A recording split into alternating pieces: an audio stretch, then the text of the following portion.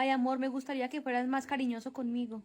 Toñis, la verdad es que yo viví en un entorno familiar en donde no me enseñaron a expresar mis emociones y viví muy reprimido. Entonces nunca vas a poder ser tierno y amoroso conmigo. No te pongas así, no es personal, tú sabes que yo te aprecio. Está bien, amor, yo entiendo.